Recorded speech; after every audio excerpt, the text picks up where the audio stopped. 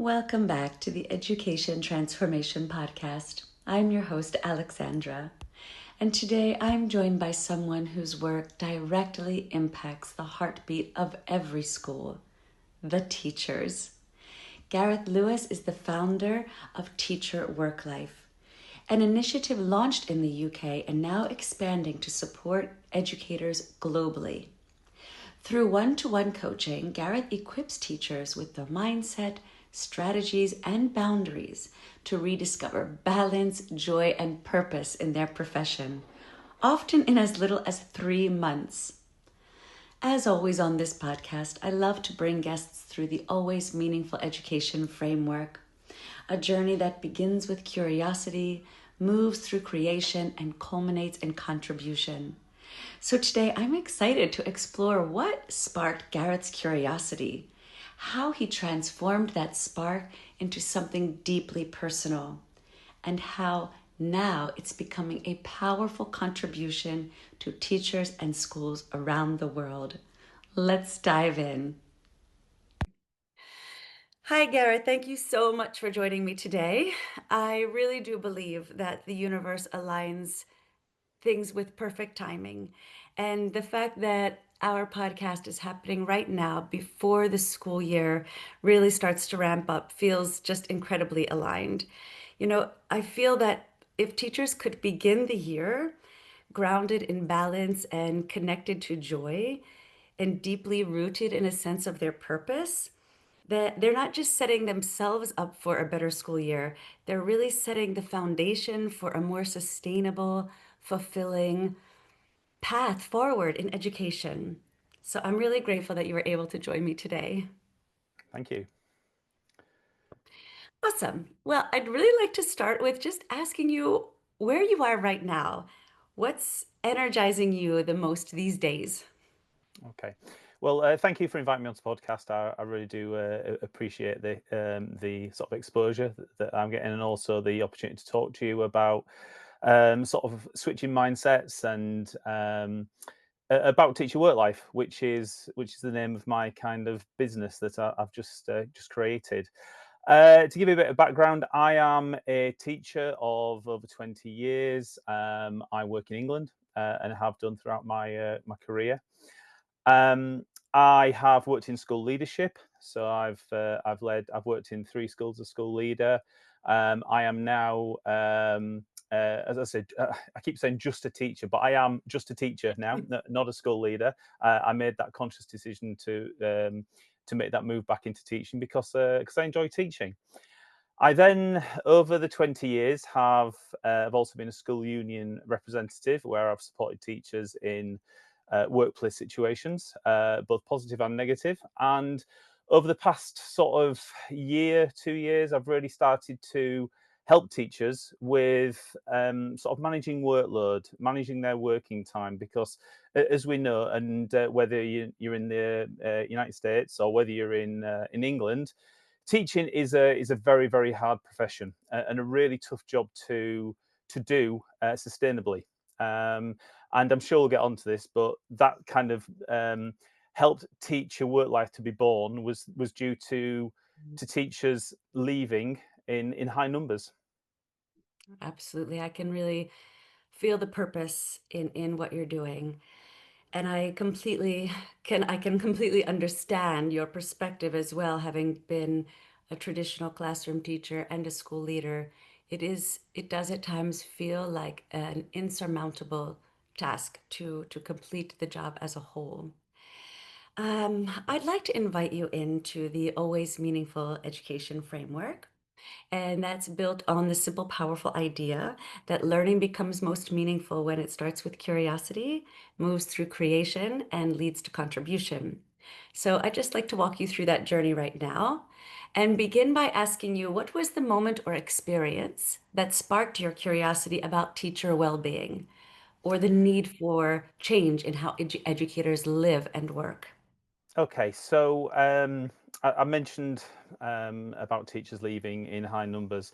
If I just give a Yes. couple of little statistics to start with, Last year, Okay. I'm talking about England now, so apologies. I'm going to sort of stay in my home country just for the second, but I know it is the same in the United States, in Australia, in lots of different countries. So in England in 2024, 38,000 teachers left education. I don't just mean change schools; actually left the teaching profession. If you think about that, that's just over 100 teachers every single day left the profession. Oh, It's that's mind-boggling. staggering. It 20%. is. It really is, yeah. 20% of new teachers leave within the first 2 years. Oh Uh, my. Recruitment is not keeping up, and this is kind of what's really helped me to really get going with Teacher Worklife. On top of that, one of the biggest education unions, teaching unions in this country, did a survey, and 98.5% of teachers said that they had unreasonably high stress levels. So Mm, that's giving you a picture. So that's giving you a picture of kind of where I'm coming from. As far as myself personally is concerned, and interestingly, I started teaching late. I actually became a teacher at age 27. I had a small career in industry before that. I actually did my business degree age 25. So I did a business management degree and I actually now teach business. But I did my business management degree when I was 25. And I actually did a thesis at the time. And it was based around how teachers can use time management techniques to alleviate stress in the classroom. So even mm, before becoming a teacher, even though it was in my head that's exactly what I wanted to do, I knew at the time, this is going back 20 years, I knew at the time that there was that problem. So I yeah. obviously started to look at it, even doing my degree. And I did this to say this thesis on it. So I really started to look into it. But then over the 20 years of me being a teacher, whether it's been a senior leader, whether it's been a classroom teacher, I see that teachers are working 70, 80 hours a week, or it's certainly been reported to me that they're working 70, 80 hours a week, which is totally unsustainable. And Yes. and that needs transformation. And that's where teacher work life comes in, because teacher work life is based around four principles that I created, which is habits, mindsets, boundaries, and teacher narrative, how we talk. I believe that we can transform teaching through those four sort of key pillars, if you like. And Yeah. that's where teacher work life comes from. And that is why I'm kind of working on this side venture at the moment, I suppose you might call it, but supporting teachers to transform their working life. Because as a teacher myself, right since the very start, I set boundaries. I never Mm, work, even with things like parent contact evenings you might have, things like that. I never work more than 46, 48 hours at the absolute most any week, which is still too much, let's be absolutely honest. But the fact is that I keep it a lot lower than what other teachers are working. And most mhm. of the time it's 45, 46 hours a week in any normal week. So it can be done. You know, Absolutely. I'm a successful teacher. I've been doing it for 20 years. If I wasn't doing the job properly, I wouldn't have been a teacher this long. So it can be done, and I think what I'm trying to do is just trying to support, help, coach, mentor teachers to be able to do that, to cut down their working time. Because the fact is, if they're not in the right frame of mind to be in front of a class, they're not going to be able to do what they wanted to do when they started to be a teacher. Because any teacher that comes into the profession wants to grow minds, wants to Mhm. support young people. You can't do that if you're stressed, burnt out, overworked. It's just impossible. Wow, that's such a really valid and important point that if the teacher is not their best self, then they can't give to the students. They can't be there for their students optimally. Mhm. So you're talking now about the creation phase of always meaningful education, how this initial awareness started to create change in you. Yeah, absolutely. I do think mindset is so powerful, because like any mindset change, you've got to convince yourself that you can do that. Now, I do understand that a lot of teachers feel with the pressures of government policy, Mm, leadership, or I think you call it admin in administration in America. With that, with leadership, administration, and government policy, it can make it very difficult for teachers to believe they've got any sort of power at all. But actually, we do have power because we can choose our own working time. We can choose how we want to approach the job. Yes, we've got to work within school policies. That's absolutely understandable. But if we, for example, if we decide that we're going to leave at a certain time every evening, whether that be, I don't know, 4:30, 5 o'clock, whatever it might happen to be for that particular teacher, 4 o'clock, or whatever time, it doesn't matter. You've got to tell yourself you can do that. You've got to have that mindset to say, I'm going to go. I'm going to go at 4:30 and I'm going to go home and I'm going to spend the time with my family because I know that that's going to be the best thing for my teaching tomorrow. And yes, it might come back to a lot to do with time management that I mentioned earlier. But I'm not here Yes. to sort of tell teachers how to manage their time. That's not what this is about. It's just to it's just a change in mindset to be able to change those small habits, those set those boundaries. I'm a great believer in, or I read a lot of James Clear, Atomic Habits, and Mhm. that's what it is. Yes, Very small changes, very small, whether it's habits or mindsets. I think, to be honest, all these sort of words we use are all very much interwoven with each other. they are. To change a habit, to change a mindset, you've got to say, I'm going to do it. You've got to set yourself up to do it. And then you've got to stick to it. Yes, sometimes you're not going to get it right. Sometimes you're going to work a bit later, or sometimes you're going to miss your deadline. Whatever that is, that's fine. But then it's about starting again the next time. It's about having the mindset to say, nope, I can do this and keep going because eventually it just becomes second nature. Another example would be something as simple as I am not going to take a bag to school. If you don't take a bag to school, you are not tempted to take books home to mark. And it's such a simple thing, but sometimes you need Powerful. someone to talk you through that or to talk to you about it and actually make you realize that actually you can do that. And that's what I've Mhm. learned over my 20 years. And that's how my mindset's been changing. My mindset throughout 20 years has been to look for those small habit changes, those small mindset changes, those things. I call them actually hacks. I teach computing, so hack the word hack comes into computing a lot. So I call them Yes. little hacks, little Yeah. teaching hacks that you can do to totally change how you perceive the work of a teacher, and indeed your own personal life. Absolutely. It is really the personal life and professional life is it has to be a seamless your mindset. I often say to my students, if you believe you can or you believe you can't, you're right. So it's just like what you're saying. If you believe that you can create that time schedule and you can commit to it. If you believe that you can, then you can.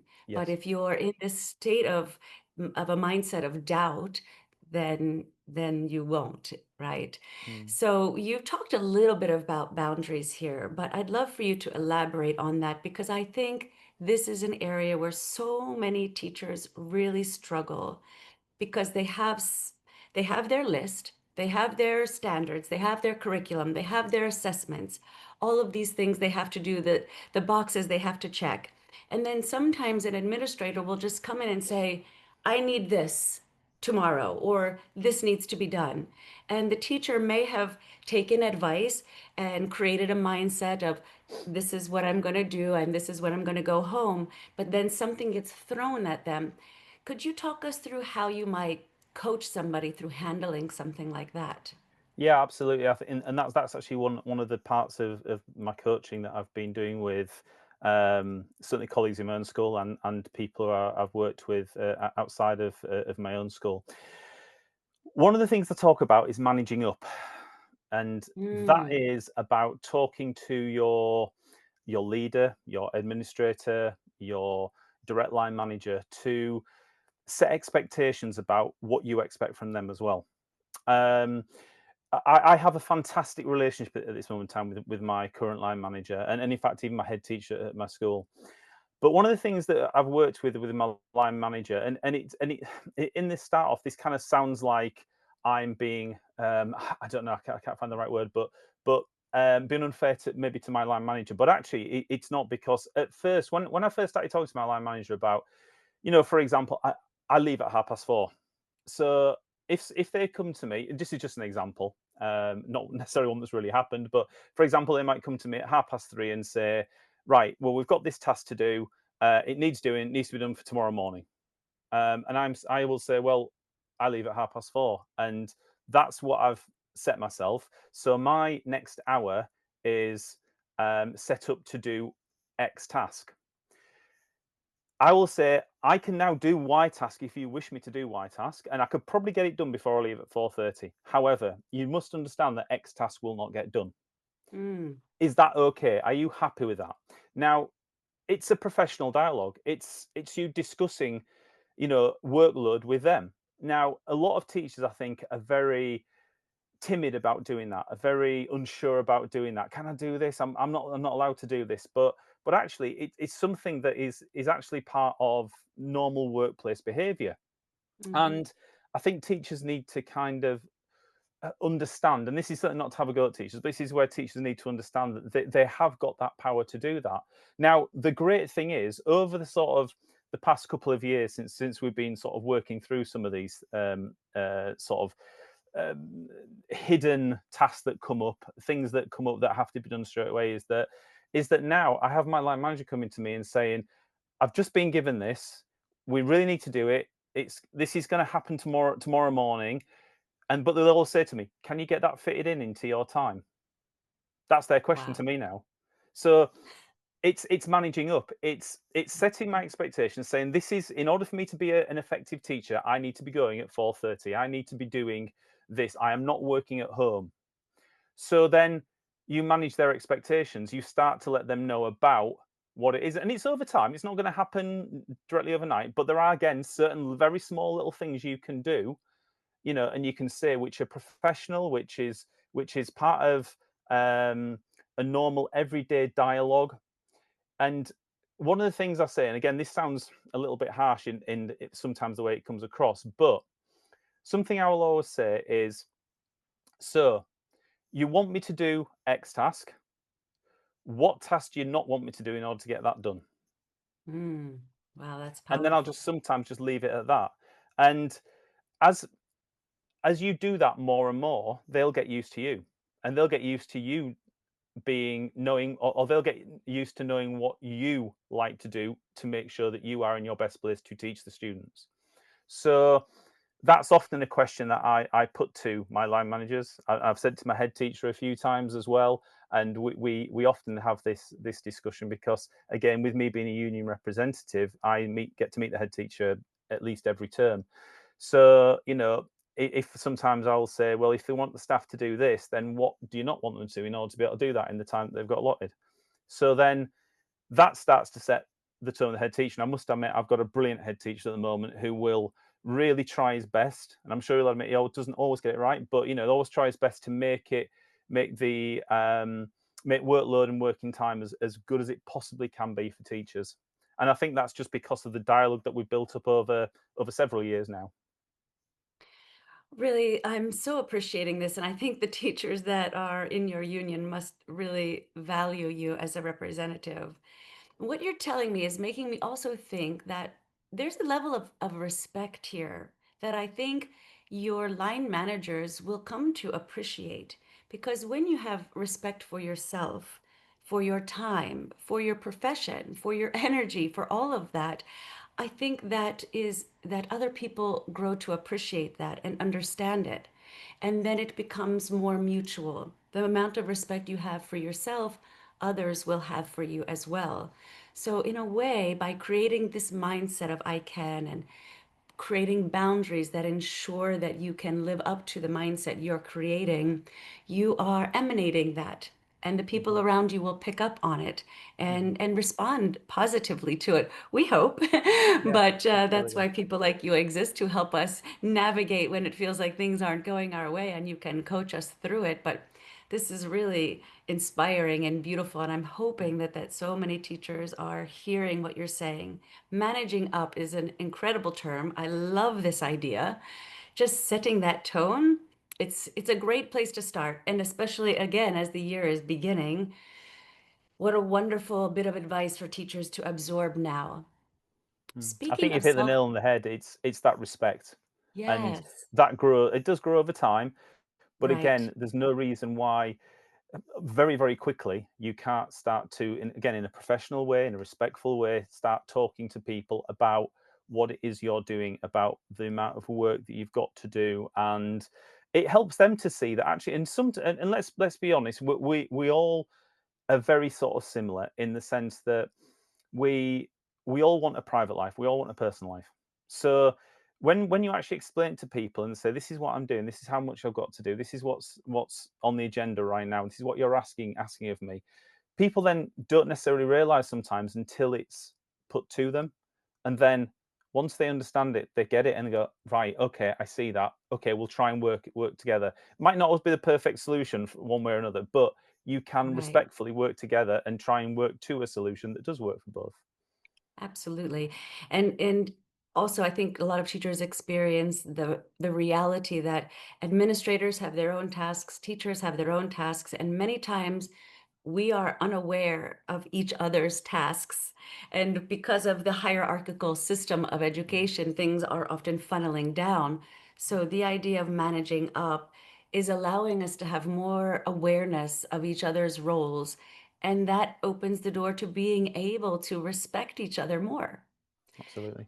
So clearly, you have embraced all of what you share with others and you are living it and living it successfully.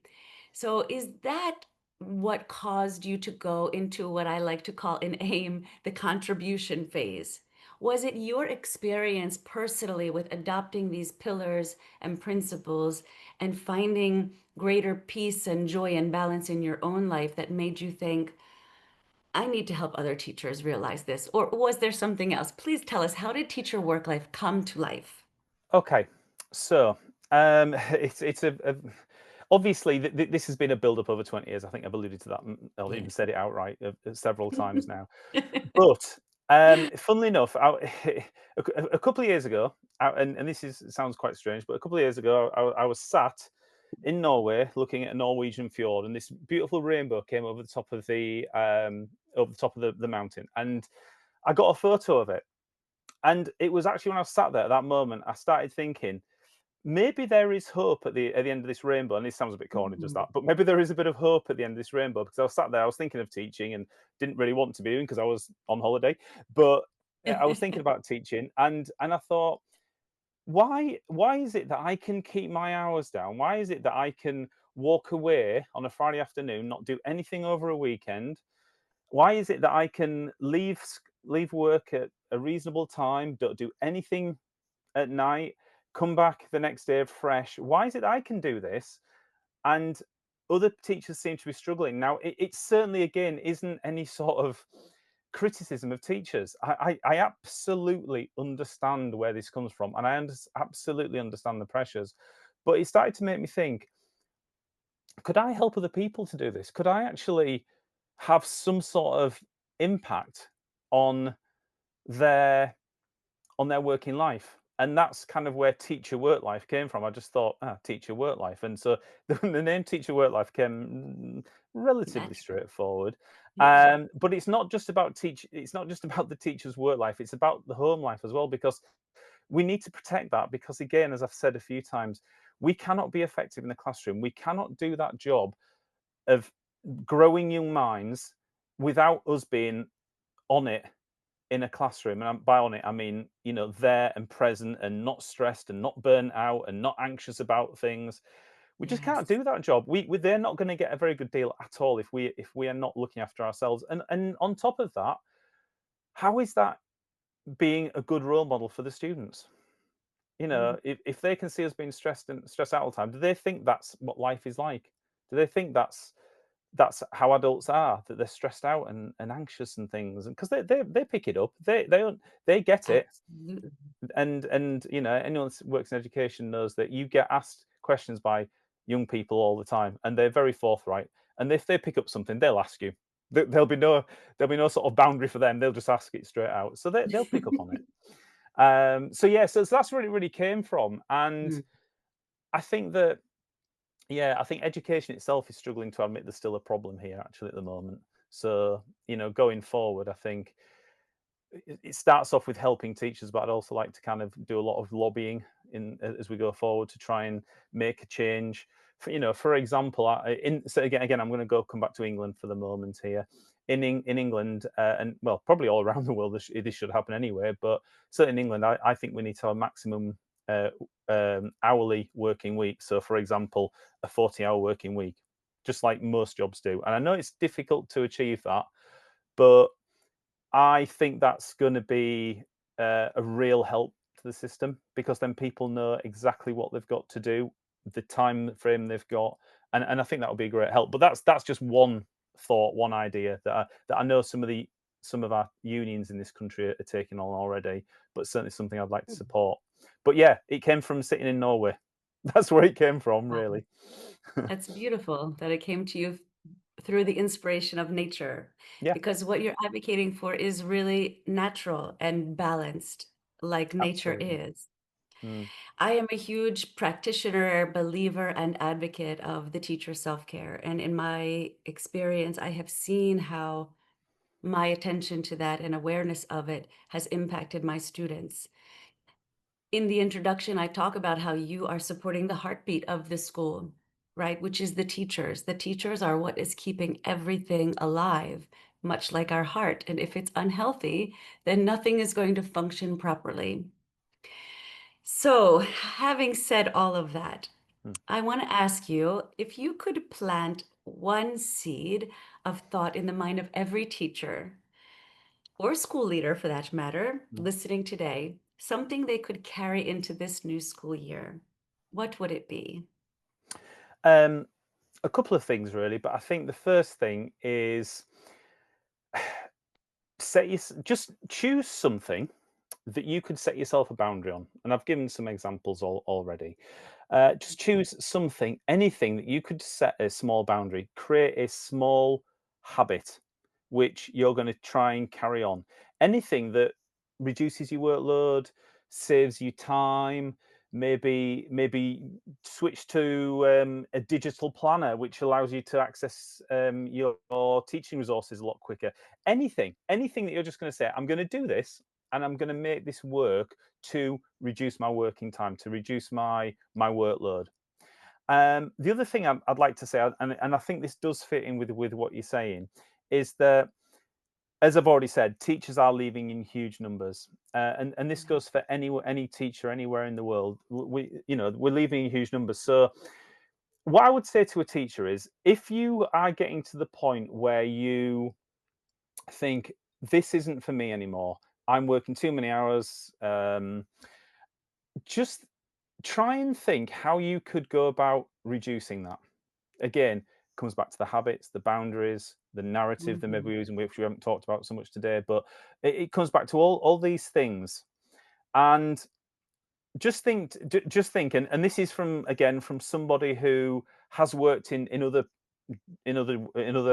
professions alongside teaching, some good and some not so good. The grass isn't always greener, and Mhm. sometimes, and for some people it is. And if teaching isn't right for you and you need to leave, absolutely 100% support that, because it's the most important thing is the individual. So yes, if that is the right option, absolutely fine, no problem, and I'm sure anyone would support you in that. However, just try some things to reduce that. Even by look for those teachers in your school who seem to be enjoying life, seem to be having a really good time in their teaching, who seem to just have time to spare, and just speak to them. Say, what are you doing? What are you doing that makes this so straightforward for you, or a lot more straightforward than I'm finding it? And just be honest, because I think, and it's like when the managing up that I talked about, sometimes to be honest is Mm. is actually empowering, and some people don't like to do that because they feel like, well, they think I'm not doing a good job or I can't do the job. It's actually really empowering. Just speak to Mm. people, be honest with them, and say, "What can I do?" Or speak to a coach, someone like myself, and just or read some posts that people put on social media, like I do. You'll soon get some ideas that you can work with yourself. But yeah, I think that's the sort of message I would probably like to leave with teachers. I'm so grateful that you ended with this idea of just being authentic and honest. Because I think we are in a world where when people feel that they are going to be perceived as incapable or inadequate, the tendency is to make up lies, make up excuses. Oh, I have something else to do. I'm scheduled for this. And that does not empower. And it creates a more of a facade. And you're so right. To just be authentic and honest is truly empowering. And again, it comes back to that respect. If what you're saying is honoring yourself, then you shouldn't fear that someone else can respect that you're honoring yourself. And I think all of us here, anyone who's listening, anyone in the world can appreciate that as people who are developing these young minds, the future leaders of the world, we need to be at our best. So I'm so grateful for you, for your message, for your services. And with that, I'd love for you to share with people, any school leaders, decision makers, teachers, how can they find you? I know that on LinkedIn you are very active, and I deeply appreciate your posts, Gareth. They Thank you. always resonate with me and touch me in the heart. So, what are some other ways people can find you and your work? Okay, so again, as you say, I'm on LinkedIn. Gareth Lewis, Teacher Worklife, I think is, if you just search Gareth Lewis, you'd find me there. I also have my own website, teacherworklife.com/contact would be the page that you can contact me on, ask me questions or set up a meeting. I'm also obviously got an email address, Gareth at teacherworklife.com. You'll also find me on Instagram _teacherworklife _ Facebook page. I've got a Facebook page, Teacher Worklife. So I think there's quite a lot of different Yeah, sort of ways of contacting me through wonderful. this. And um, if you don't mind, I've even got a little offer that you might want to put in the Please. description below, which I know people always say. So in the description below, which might Mm. encourage some teachers to sign up for one of my one-off recharge sessions. That would be wonderful. I would happily include that. I'm already thinking of some teachers I'd love to send your way. Not across the ocean, but virtually, of course. Of course, yes, yes, Oh, Gareth, really, just thank you. Thank you for honoring yourself and recognizing that what you have cultivated can benefit and bless not just the teachers, but the children, and that the ripple effects of that we will never know, but they are vast. Thank you absolutely. so much for your time. I really appreciate you. And thank you ever so much again for allowing me on the podcast. It's been a fantastic experience. Thank Absolutely. you very much. My pleasure. Have a wonderful day. Thank you. Bye bye.